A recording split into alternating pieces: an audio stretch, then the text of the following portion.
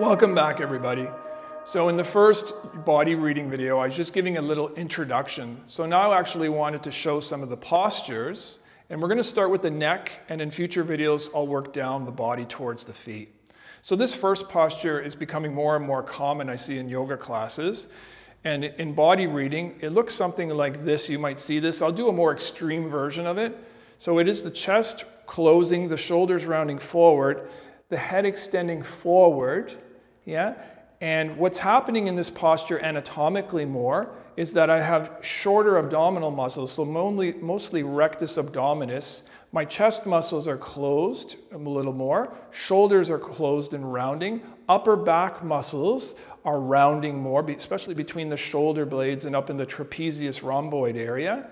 Yeah, and the neck flexor muscles are over lengthened, while my neck extensor muscles here are shortened.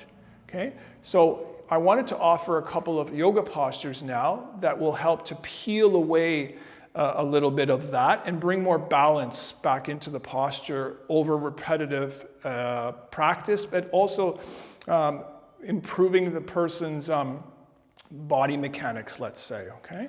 So let's come down. The first one is Locust pose or Salabhasana. So if I bring my chin or my forehead down to the ground, and I have my palms down onto the ground, and I want to gently, first I want to pull my front of my shoulders away from the ground slightly, not to the point where I'm squeezing my shoulder blades together, but that my shoulder blades feel stable into my back ribs. And what I want to avoid with the student or with myself is that when I lift up, I'm looking forward in Salabhasana, because that's just contributing more to this tightening here of the neck extensor muscles, which is already existing in that person's posture. So what I want to encourage is maybe saying something like, keep an apple under the chin, and imagine when you're coming up, you're holding that apple and keeping the neck extensor muscles in the back of the neck and the neck flexor muscles in the front of the neck more balanced. So a neutral neck position. And I'm extending my crown of my head also through the base of my skull forward.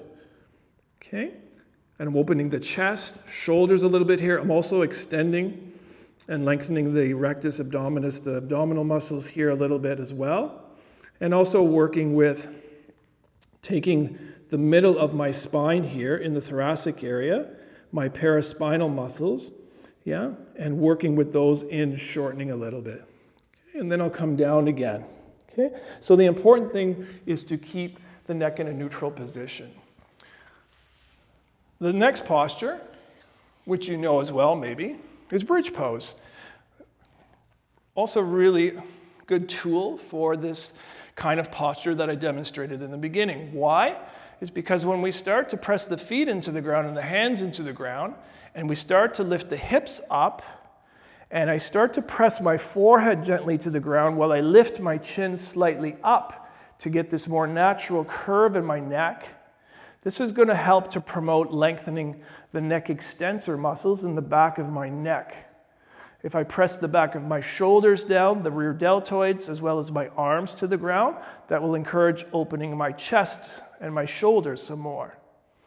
Right? And it doesn't matter how high they can come up with their hips off the ground, depending on how much of this rounding in the head moving forward is happening, they'll probably be able to do a little less. And we want to definitely make sure they're doing all these movements without pain. So those are two postures you can try for that specific posture and when you're body reading your students. And I'm going to share a couple of more in the next video for that same posture. Peace out.